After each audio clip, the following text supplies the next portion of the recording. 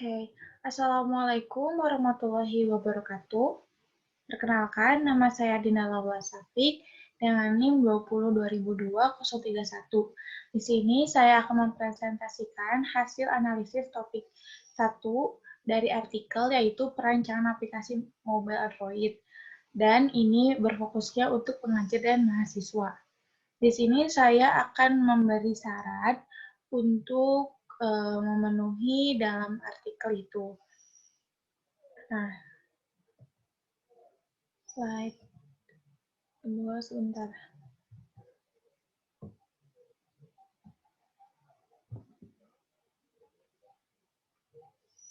Nah, topik yang akan dibahas yaitu yang pertama ada pendahuluan, manfaat, permasalahan, solusi, dan ide. Nah, pendahuluan. Pada zaman sekarang, teknologi sangat berpengaruh sekali di lingkungan masyarakat. Masyarakat semakin nyaman dan tergantung dengan teknologi informasi dalam beberapa hal yaitu smartphone, PC, laptop, dan internet. Pada saat ini, semua orang pasti memegang smartphone yang suguhannya perangkat yang lebih praktis dan menyediakan aplikasi yang semakin canggih, bervariasi, memudahkan aktivitas, dan yang terutama pada bidang pendidikan yang sedang dipakai belakangan tahun ini dan kemarin. Nah, di sini saya ada dua proses dalam mengajar. Yang pertama ada yang mengajar tradisional. Yang tradisional tuh pasti bahannya tuh dari fisik gitu, kayak kertas, terus masih kayak pakai papan tulis, pena gitu kan. Dan aksesnya juga terbatas ke materi, jadi cuma hanya mengandalkan di buku, tidak mengandalkan di luar. Terus proses belajarnya itu secara langsung, jadi tatap muka secara langsung kalau secara umumnya gitu. Terus proses belajar mengajar dengan teknologi.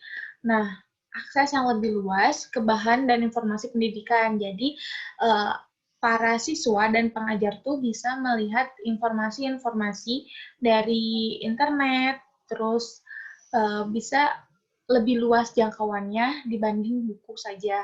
Terus udah gitu, lebih banyak saluran dan alat yang tersedia untuk komunikasi dan kolaborasi.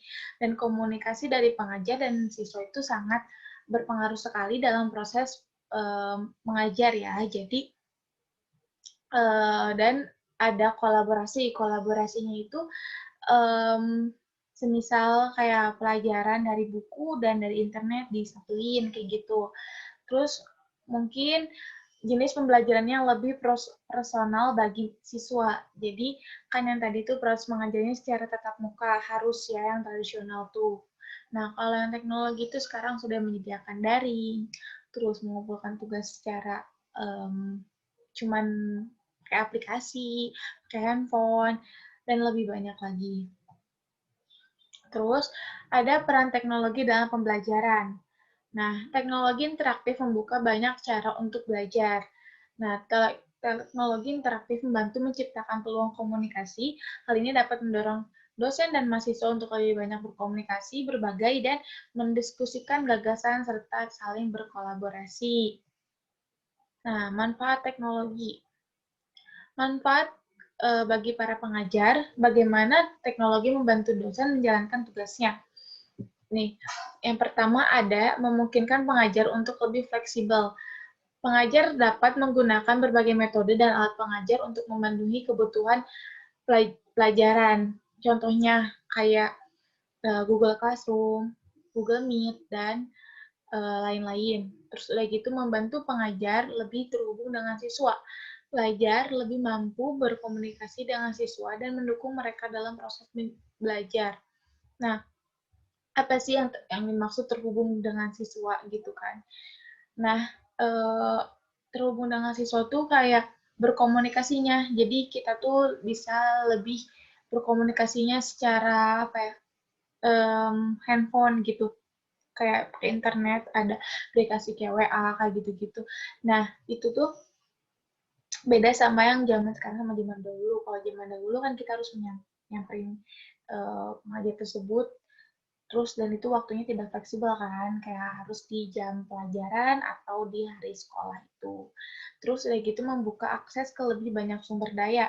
Pengajar dapat menemukan materi pembelajaran tambahan yang dapat membantu tugas mereka. Next, manfaat bagi siswanya nih. Yang pertama, memungkinkan pengalaman belajar yang lebih personal.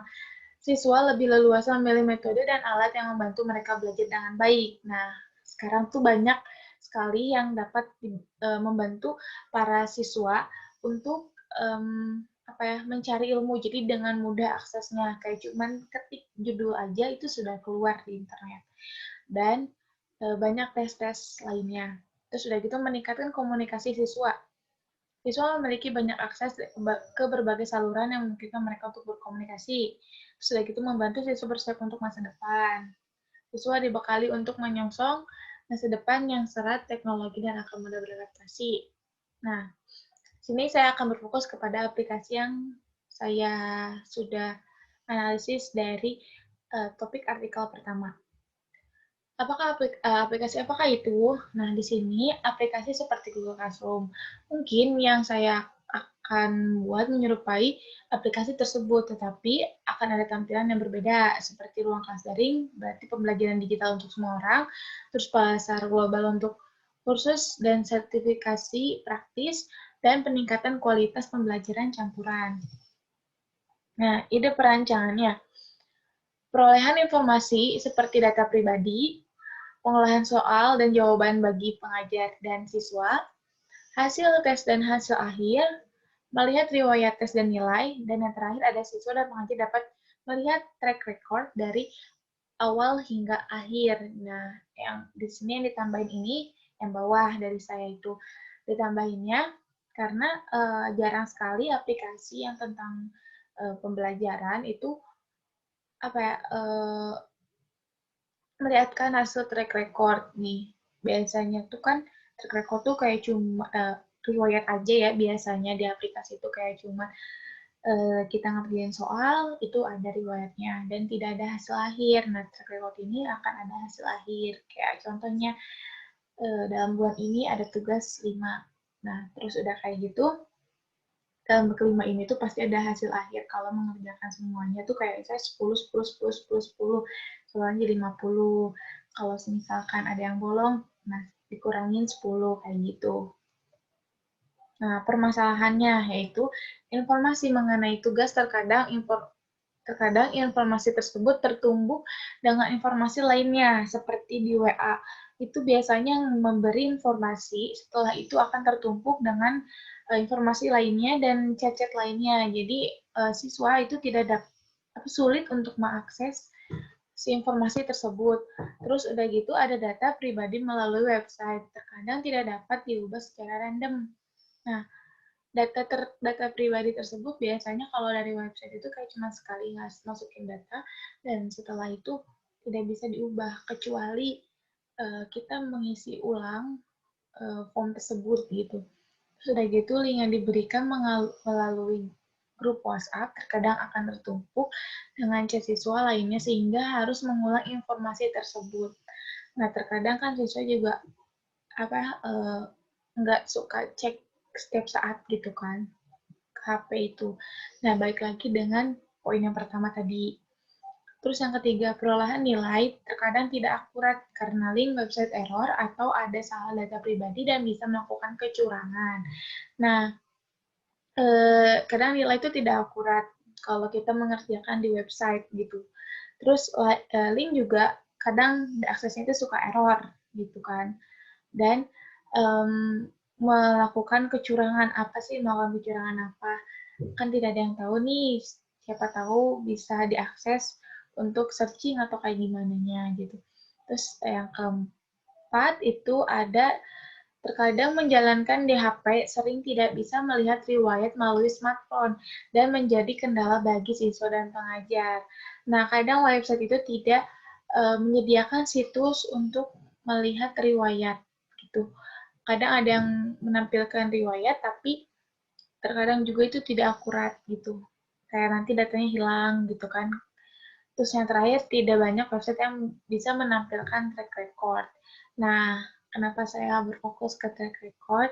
Karena di website itu kayak jarang saya mendengarnya kayak ada website yang menyediakan track record. Nah, di aplikasi juga sama, jarang menyediakan itu. Jadi saya di sini juga menambahkan itu kan berfokus juga ke situ juga. Terus solusi. Solusinya itu yang pertama, data pribadi yang akan disajikan menjadi profil yang data yang dapat bisa diupdate dan memudahkan bagi para pengajar dan siswa. Nah, data profilnya itu kayak mungkin aplikasi-aplikasi yang sebelumnya itu kadang profilnya itu kayak boring gitu kan. Kayak cuman gambar biasa aja, kadang nggak bisa diganti pakai foto atau kayak gimana. Nah, ini data pribadinya akan lebih menarik dibandingkan aplikasi yang lainnya atau sebelumnya. Terus aplikasi yang kedua ada dalam aplikasi ini dapat mengakses dengan mudah untuk memperoleh soal dan dapat dipantau status siswa. Nah, jadi nanti akan lebih mudah mengakses soalnya dan dapat dipantau. Jadi kayak tiap soal tuh kayak ada folder-foldernya dan udah gitu bisa dipantau oleh siswa maupun pengajar. Jadi tidak sulit untuk mencari-carinya lagi gitu. Yang ketiga, dalam aplikasi ini akan menyediakan menu untuk melihat hasil yang sudah diperoleh dalam mengerjakan tes atau tugas. Nah, melihat hasilnya itu jadi kita dipisahkan ke menu lain, jadi nggak satu menu dengan yang soal sama jawaban. Jadi terpisah untuk dapat melihat nilai-nilai yang sudah diperoleh gitu kan. Terus yang keempat itu bagian ini akan menyediakan menu untuk melihat riwayat dalam tes sebelumnya yang sudah dikerjakan. Nah, di menu yang selanjutnya itu ada riwayat-riwayat yang akan menyediakan ya riwayat yang sudah kita mengerjakan tes maupun belum, dan di situ juga ada riwayat jawaban. Jadi kita tuh bisa mengecek kembali yang sudah kita kerjakan dan bisa kita pelajari kembali gitu bagi siswa. Dan yang terakhir, terkait berfungsi untuk menampilkan hasil dari awal hingga akhir dan akan menjadi nilai akhir pada mata pelajaran pengajar tersebut. Nah, tadi sudah dijelaskan di awal kenapa ditambahkan tag record, karena ini solusinya.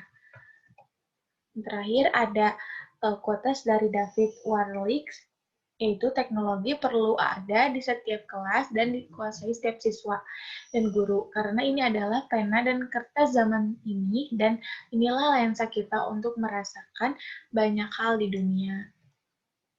Nah, sekian dan terima kasih. Cukup segitu yang bisa saya sampaikan mengenai topik yang pertama, artikel yang pertama.